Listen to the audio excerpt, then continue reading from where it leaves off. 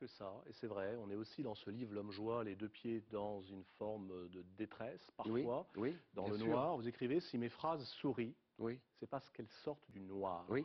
Comment faites-vous pour convertir le drame en énergie positive, capable d'accueillir, pour convertir le noir de la mort en bleu du ciel? Alors là, je crois que c'est peut-être une sorte de confiance que j'ai, une sorte de... Je dirais que j'ai la sensation, quand tout est perdu, euh, parce que je la connais, cette sensation, qui ne la connaît pas? J'ai la sensation que la vie ne s'est qu'éloignée. Elle m'apparaît arrêtée, mais en vérité, elle est rentrée sous terre, si vous voulez, comme une rivière, et elle va ressortir plus loin. Donc il suffit d'attendre. Il suffit d'attendre. Il suffit d'attendre. Mais c'est de la résignation? Non, non. C'est de l'abandon, comme dit Alexandre Jolien? Non, il suffit pas d'attendre. C'est pas que ça suffise, il n'y a rien qui suffise en fait.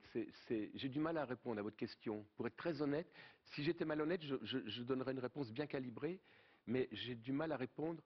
Je pense là tout de suite à tous les gens qui connaissent des épreuves terribles et qui peuvent nous entendre. Je ne veux pas injurier ça.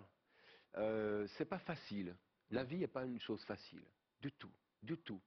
C'est un miracle qui coûte. Voilà. Voilà ce que je dirais. C'est un miracle qui coûte. Vous l'écrivez très bien, donc je vais vous citer.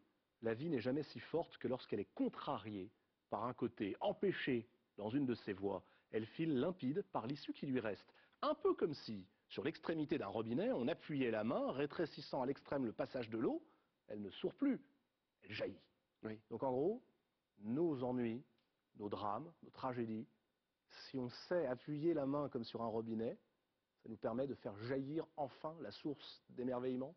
Je crois que les épreuves peuvent tout d'un coup susciter un rosier en nous.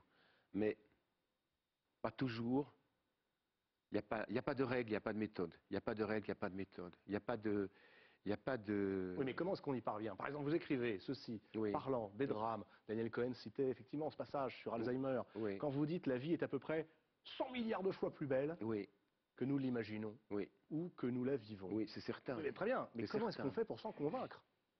Et donc cesser d'être malheureux?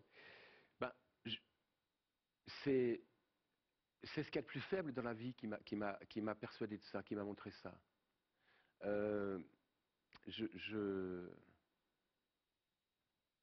C'est mon père qui avait cette maladie-là. Et je me souviens quand je l'ai vu dans l'établissement où il était, vous pouvez imaginer les visages qui se trouvent dans ces établissements. Et je pense que, pour moi, ce sont des chefs-d'œuvre inédits de Rembrandt. C'est-à-dire, c'est la personne, dans ce qu'elle a de plus haut.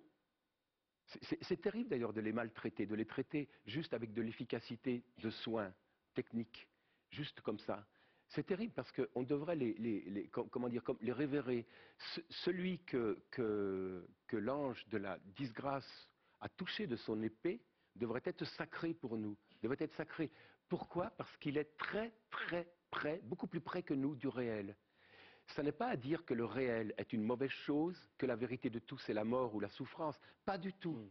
Mais il est plus près de voir le tissu même de la vie, le grain du papier. Ce qui compte vraiment. Ce qui compte depuis le début, ce qui comptera à notre fin. Voilà. Et c'est ces gens-là, entre autres, qui m'apprennent. Vous le dites avec